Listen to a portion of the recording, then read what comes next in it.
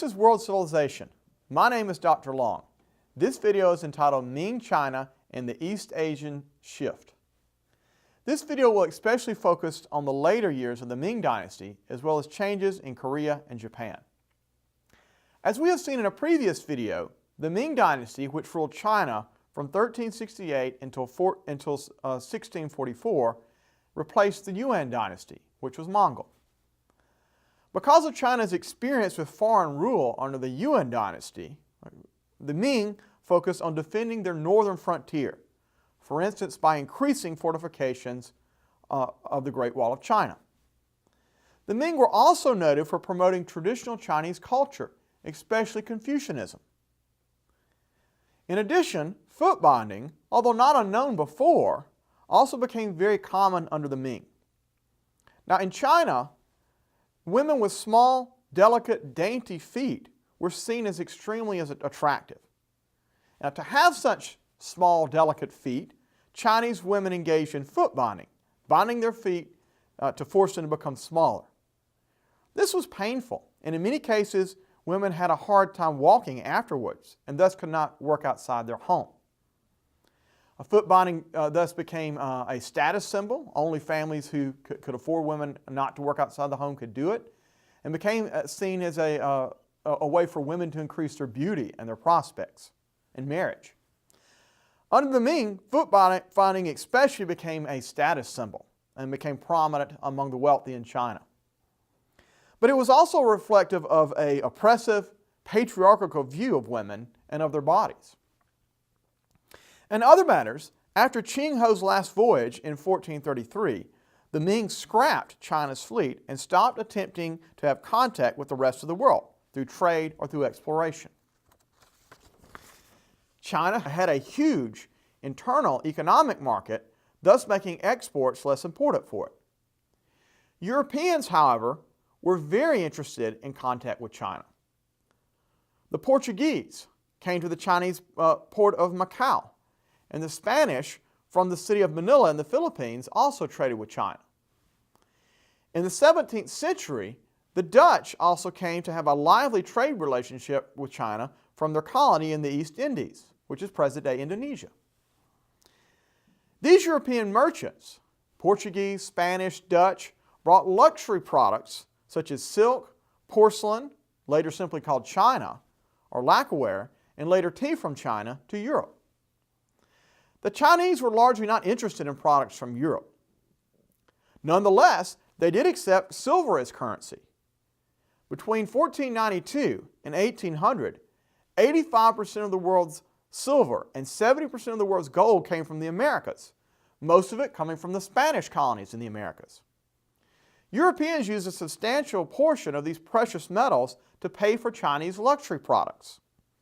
As European trade to China also involved the Americas, it's worth pointing out that this was a truly global relationship, and the Europeans purchasing Chinese products using gold and silver from the Americas. In addition to merchants, Catholic missionaries who had already begun engaging in mission activity in nearby Japan were also interested in converting the Chinese to Christianity as well, particularly Catholic missionaries. In 1601, the Italian Catholic priest Matteo Ricci first established a Catholic presence in Beijing. This was the first Catholic missionary activity since Mongol times. Matteo Ricci was a member of the Society of Jesus, or the Jesuits, which was a counter-Reformation order of monks. And the Jesuits were famous as teachers and as missionaries. Ricci also introduced the latest European inventions and scientific discoveries to China, including clocks and new discoveries in astronomy. And the Chinese were very interested in European technology. Ricci made a real effort to adapt to Chinese culture, and he may have been the first European to learn to speak Chinese fluently. He attempted to use Confucianism as a bridge between Christianity and the rest of China, arguing that the Christian gospel was simply a culmination of the ideas of China, such as the existence of the Lord of Heaven. Ricci's efforts to win the Chinese over to Christianity largely did not succeed, and few Chinese converted to Christianity. Also, the Vatican was wary of his approach, viewing it as too sympathetic to other religions such as Confucianism and Buddhism. Still, Rike made a very positive impression on the Chinese overall, although his impression was limited to the elites in China. The masses in China, especially peasants in rural areas, continued to have no contact whatsoever with Europeans. The Ming attempted to keep out foreign invaders along their northern frontier, and this attempt was ultimately unsuccessful. In 1644, the Manchu, a people to the north of China, invaded China and captured the city of Beijing, the capital. These Manchu invaders set up a new dynasty, the Qing Dynasty, which ruled from 1644 to 1912. Under the Qing Dynasty, the ruling Manchu population maintained much of their Manchu culture, such as their language and their long hairstyle for men. The Manchu also refused to intermarry with non-Manchu. While the Qing Dynasty largely did not impose Manchu culture on the Han Chinese majority, many trends that began under the Ming continued under the Qing. For instance, China experienced significant agricultural changes during the latter years of the Ming Dynasty, and this continued under the Qing. This especially included the introduction of crops from the New World, from the Spanish colonial empire in the Americas.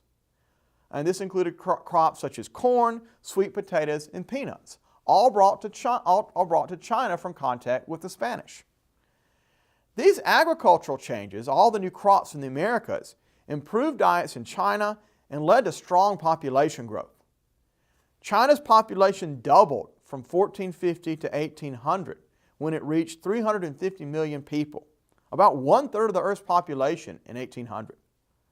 Population growth, in turn, led to pressure to acquire new land, particularly to add nearby lands to China to Chinese rule. Under the Ming, China invaded and began to colonize Taiwan with Han Chinese. For their part, the Qing invaded Central Asia, winning wars that resulted in the most dramatic expansion of China into Central Asia in Chinese history. By 1800, China was still a very important nation in the world. It had it was very large and even expanding territorially. And as noted, it had the world's largest population and an important economy. Nonetheless, China was largely isolated from the rest of the world, all at a time when Europe and later the United States began to experience dramatic economic, technological, and social and political changes because of the Industrial Revolution. China did not experience the changes of the Industrial Revolution and began to fall behind the West after 1800. Now, during this time period, Korea was ruled by the Joseon Dynasty, a long-ruling dynasty which controlled Korea from 1392 until 1897. And under the Joseon Dynasty, Korea became increasingly isolated from the rest of the world as well. In fact, was known as the Hermit Kingdom. Korea, unfortunately, was also faced with aggressive wars from nearby Japan. In 1592, led by the warlord Hideyoshi, Japan launched a major invasion of Korea with a force of over 150,000 Japanese soldiers. Now, this Japanese invasion under Hideyoshi went well at first, and the Japanese samurai nearly overran all of Korea. However, the Koreans fought back, and led by a resourceful admiral named Yu Shi-sen, the Koreans managed to seriously disrupt Japanese shipping and ultimately to drive them out with the assistance of the Chinese. Japan was forced to withdraw from Korea, but it did attempt to invade Korea again, and 7 bloody years of warfare followed between Japan and Korea. Notoriously, Japanese samurai collected between 100,000 and 200,000 severed noses of Koreans who died in war as war trophies of this war.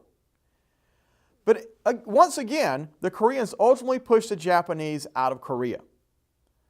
The war did, though, devastate Korea, and sowed the seeds of lasting bitter antagonism between Japan and Korea. Also, after these wars with Japan, Korea, as mentioned, became more isolated, presumably in an attempt to prevent further Japanese invasion. And in the 17th century, Korea was arguably the most isolated nation in the world, again called the Hermit Kingdom. Now, for its part, Japan actually went in a similar direction as Korea, although for different directions, or for different reasons, rather. As we have seen, the Tokugawa shogunate, which ruled Japan from 1603 until 1868, rose to power in 1603, restoring order to Japan after a long period of chaos and internal fighting between rival Japanese lords and samurai. Just prior to the rise of the Tokugawa to power in Japan, the Spanish Catholic Jesuit missionaries began to arrive in the country. Other Jesuit missionaries, especially Spanish and the Portuguese, and later the Dutch, began to arrive in Japan as well. As a result of Catholic missionary activities, thousands of Japanese, perhaps even up to 30,000, began to convert to Christianity, with the city of Nagasaki coming to have a large Christian population. Now, this greatly alarmed the Tokugawa shogunates. They began to fear that Japanese Christians would ally with foreigners such as the Spanish or the Portuguese, and then attempt to overthrow the Japanese government. Consequently, the Tokugawa government began to persecute Japanese Christians, famously crucifying many of them, especially those known as the 26 Martyrs of Japan, 26 Japanese Christians who were crucified publicly near Nagasaki in 1597. This harsh persecution caused a reaction among Japanese Christians. In 1637 and 1638, a group of Japanese Christians near Nagasaki revolted against the Tokugawa government. This led to an especially vicious crackdown against Christians in Japan, aimed at getting them at renouncing their faith. Under torture, and especially while forced to listen to other Christians tortured and asked to step on an image of Jesus in order to stop this torture, many Japanese Christians did renounce their faith. This persecution, including the torture of Christians to obtain renunciations of their faith, has been vividly recounted by Japanese novelist Shikashu Idu in his novel Silence, which has recently been made into a film. While some Christians in Japan renounced their faith, others went underground. In fact, an underground Catholic church cut off from the Catholic Church in the rest of the world would exist in Japan for the next 300 years. Part of the reason that Japan had an underground Catholic Church was because the country in general was cut off from the rest of the world as well. After suppressing Christianity in Japan, the Tokugawa shogunate began severely limiting foreign trade and contact with the outside world. In 1641, the only foreigners allowed in Japan were the Dutch, who were restricted to a small island in the Nagasaki harbor. Internally, the Tokugawa shogunate also kept very close tabs on Japan's nobles, the daimyo, and its elite warriors, the samurai. The Tokugawa even required nobles to spend half of their year in the capital, and it held family members hostage in the shogun's castle. All of this was to prevent nobles from revolting. As with the Ming Dynasty in China and the Chosun Dynasty in Korea, the Tokugawa shogunate was driven by a fear of disorder and foreign influence and invasion. Still, despite being isolated, Japan was a dynamic country under the Tokugawa. Culturally, it developed an elaborate, showy theater known as kabuki theater. Other forms of entertainment in Tokugawa Japan included licensed pleasure houses that included tea houses, theaters, and brothels, with cultured female entertainers known as the geishi at the heart of these pleasure quarters. Japan also came to have growing cities and a very dynamic urban population under the Tokugawa. For instance, Edo, or modern Tokyo, had a population of over 1 million people in 1800. That made it the largest city in the world at the time. By way of comparison, the largest European city in 1800, Paris, had a population of 500,000 people, so half the size of Tokyo. So let's make a few concluding points. First, East Asian nations from the 16th through the 18th centuries, particularly China, Korea, and Japan, increasingly withdrew from contact with the outside world. All of this was because of prior negative experiences with foreigners and foreign powers. Still, they remain very vibrant with growing economies, growing populations, and growing cities. But finally, their isolation from the rest of the world hurt them in the long run, especially after Europe began industrializing in full force by 1800.